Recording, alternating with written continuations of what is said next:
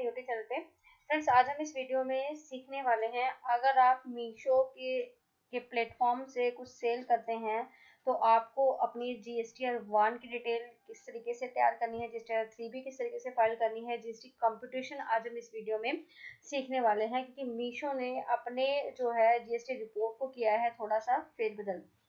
Detail में इस video में देखेंगे। इस वीडियो में एक्सेल में किस तरीके से आपको जीएसटीआर की कंप्यूटेशन करनी है वो हम इस वीडियो में देखने वाले हैं। तो इसको जानने से पहले अगर आपने मेरे चैनल को सब्सक्राइब नहीं किया है तो प्लीज सब्सक्राइब कीजिए, साथ ही बने बेल आइकन पर प्रेस कीजिए ताकि आपको मेरी नोटिफिकेशन टाइम से मिल सके और जीएसटी में अपडेट रह सके। तो सबसे पहले करते हैं मीशो के पोर्टल पर लॉगिन। मीशो के पोर्टल पर आप अपने आईडी और पासवर्ड से लॉगिन कीजिए। लॉगिन करने के बाद आपको जीएसटी की रिपोर्ट्स कहाँ मिलेगी, आपको जाना है यहाँ पर पेमेंट्स में जाएंगे। पेमेंट्स में जाने के बाद ऊपर आ रहा है डाउनलोड्स। डाउनलोड्स में आपको करना है जीएसटी रिपोर्ट्स पे क्लिक।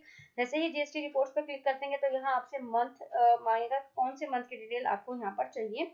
तो हमने फरवरी मंथ का डाटा यहाँ पर लिया है, जो मैंने आपको लिए यहाँ पे आपके लिए लॉगिन किया हुआ है।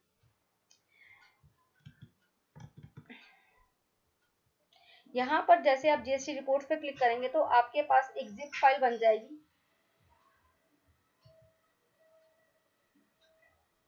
यहाँ पर जिप फाइल बन जाएगी। जिप फाइल को आप एक्सट्रैक्ट करेंगे तो यहाँ पर आपके पास 3 एक्सेल शीट्स आपको दिखने वाली हैं, forward report, reverse report and ad revenues.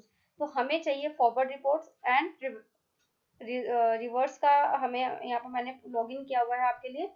यहाँ पर बहुत सारे हमारे पास कॉलम्स हमें दिए हुए हैं।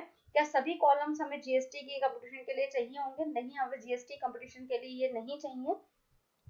जो चाहिए उसको हम देख लेते हैं। पहले सबसे पहले आपको चाहिए ऑर्डर स्टेटस। ये बहुत ही इंपॉर्टेंट हमारा कॉलम है। इसमें पता चलता है कि हमें किन किन एंट्रीज पे गवर्नमेंट को टैक्स देना है, क्या हमें करना है। अगर आपका कोई आइटम जो आपको ऑर्डर मिला, अगर आपने शिप कर दिया तो भी उस पर आपको टैक्स देना है, डिलीवर हो गया तो टैक्स देना है, कैंसल्ड है या आरटीओ है तो आपको इन एंट्रीज पर जो है जीएसटी गवर्नमेंट को जमा नहीं कराना है। दैट मीन्स ये हमारी एंट्रीज जो है माइनस हमें अपनी कैलकुलेशन शीट में करनी है। ये आपकी फॉरवर्ड रिपोर्ट में आपको दिया हुआ है। रिवर्स में जो भी आपके कैंसल्ड हैं, जो हमारी यहाँ पे रिवर्स शीट है उसको हम देख लेते हैं। रिवर्स शीट में जो हमारा कैंसल्ड ऑर्डर है उनकी डिटेल यहाँ पर आ रही है। एक बार ऑर्डर आईडी से मिला भी लेते हैं कि किस तरीके से आपके पास आ रही है। यहाँ एंड कस्टमर पिन है हमारे पास। ये हमारा आसाम की कस्टमर है। यहाँ देखिए, यहाँ जो हमारा कैंसल्ड है ये स्टेट भी जो है हमारे आसाम का है। आसाम का ये हमारा है जो सेम एंट्री है हमारी जो रिवर्स हुई है। तो रिवर्स की एंट्री आपको वहां मिल जाएगी, लेकिन आरटीओ की एंट्री आपको रिवर्स में नहीं मिलेगी। दैट मीन्स आपका एक रिटर्न है,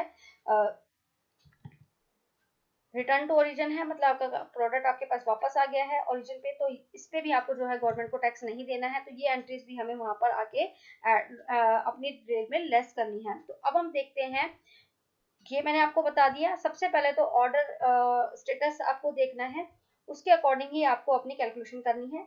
देन हमें चूज करना है and customer state. And customer state हमारी कौन सी है, क्योंकि स्टेट वाइज ही हमें डिटेल अपनी जीएसटीआर 1 में डालनी होती है। देन हमें देखना है कि हमारा जो है टैक्स रेट क्या रहेगा। टैक्स रेट के बाद हमें देखना है टीसीएस। टीसीएस टैक्सेबल अमाउंट जो है हमें यहाँ पर टीसीएस टैक्सेबल अमाउंट हमें यहाँ पर चाहिए अपनी रिपोर्टिंग करने के लिए। अब यहाँ पर हमें एचएसएन भी दिया होता है, लेकिन B2C ट्रांजेक्शन में आपको एचएसएन की रिक्वायरमेंट नहीं होती है। एचएसएन देने की रिक्वायरमेंट हमें नहीं है। देखिए यहाँ पर एचएसएन, यहाँ पे एचएसएन कोड दिया हुआ है। एचएसएन कोड की हमें रिक्वायरमेंट नहीं है, लेकिन जब आप मीशो से कुछ परचेज करेंगे या मीशो को सेल करता है तो उसमें आपको डिटेल डालनी होती है। लेकिन ये सारी हमारी क्या है, B2C ट्रांजेक्शन है। B2C ट्रांजेक्शन के लिए हमें एचएसएन की रिक्वायरमेंट नहीं होती है, तो इसलिए हम अपनी शीट में इसको कवर नहीं करने वाले हैं। एक्स्ट्रा नॉलेज के लिए आपको बता दूं, अगर आपकी टर्नओवर अप टू 5 CR है तो आपको 4 डिजिट के एचएसएन कोड डालने होते हैं जीएसटीआर 1 में। अगर 5 CR से ज्यादा की है तो आपको 6 डिजिट के एचएसएन कोड डालने होते हैं। लेकिन मीशो पे आप जो भी ट्रांजेक्शन करते हैं, वो सप्लाईज करते हैं, वो B2C ट्रांजेक्शन होती है। B2C ट्रांजेक्शन के लिए हमें एचएसएन की रिक्वायरमेंट नहीं होती है। तो ये हमें डिटेल्स हमें चाहिए, ये हम डिटेल अब ले लेते हैं, अपने एक शीट में कवर कर लेते हैं। यहाँ पे हम एक नई शीट ले लेते हैं। नई शीट ले लिए हैं। यहाँ पर हम कॉपी करते हैं अपना डाटा। सबसे पहले लेते हैं हम एंड कस्टमर स्टेट, इसे करते हैं कॉपी और यहाँ कर लिया हमने पेस्ट। देन हमें चाहिए टीसीएस अमाउंट मैंने ले लिया है। और देन हमें चाहिए रेट, तो रेट भी मैंने यहाँ से कॉपी कर लिए हैं। इसको एक्सपेंड कर लीजिए ताकि आपके लिए विजिबल हो। डाटा को थोड़ा सा ठीक करने के लिए आप इसको कर लीजिए कन्वर्ट एज नंबर में। और अब हम इसे कर लेते हैं डेसिमल, हमें चाहिए 2 डिजिट डेसिमल हमारे ओके रहते हैं। तो हम उस डाटा को थोड़ा सा ठीक कर लेते हैं। अब हम चलते हैं रिवर्स के डाटा में। रिवर्स का डाटा हमारा यहाँ है। रिवर्स का डाटा करने के लिए ताकि हमारी कैलकुलेशन बिल्कुल ओके रहे, तो हम पहले यहीं पर एक कॉलम को इंसर्ट कर लेते हैं फॉर्मूला लगा के। ये देखिए यहाँ पे टैक्सेबल वैल्यू है, इसको हमें चाहिए माइनस में फिगर। तो हम सबसे पहले करते क्या है, माइनस में इसके लिए फॉर्मूला लगा लेते हैं हम। -1 से इसको मल्टीप्लाई करेंगे तो ये हमारी फिगर्स क्या आ गई, माइनस में हमारी फिगर आ गई है। अब हम इसे डाटा को वहां पर कॉपी करते हैं। पहले लेते हैं एंड कस्टमर, यहाँ हमने एंड कस्टमर ले लिया।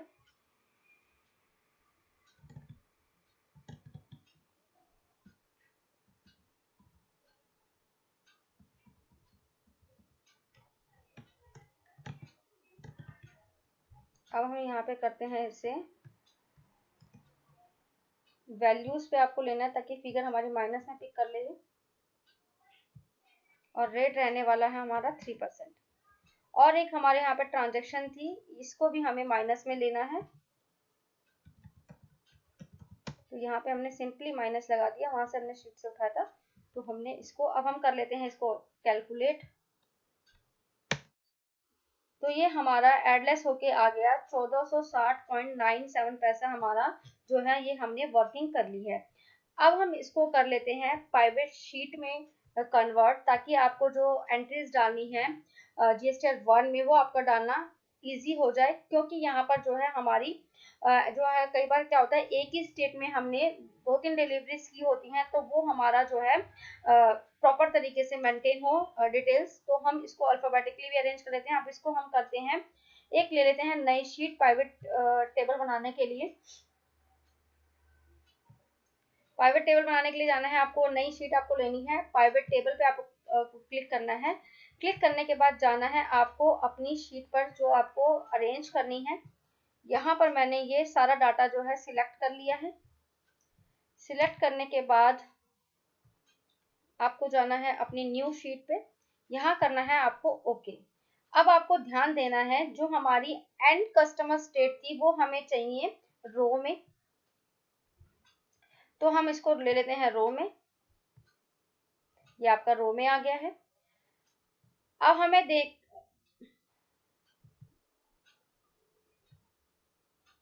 अब जो हमें टीसीएस वैल्यू चाहिए वो हमें चाहिए एज अ वैल्यू, तो वैल्यूज आ गई हैं।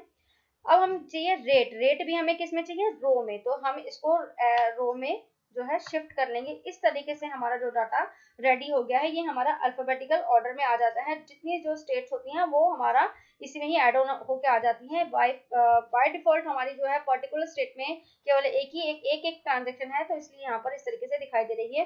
अब हमें इसको थोड़ा सा देखने में अच्छा नहीं लग रहा है, तो थोड़ा सा हम इसको और अरेंज करते हैं। इसके लिए हमें जाना है डिजाइन पे।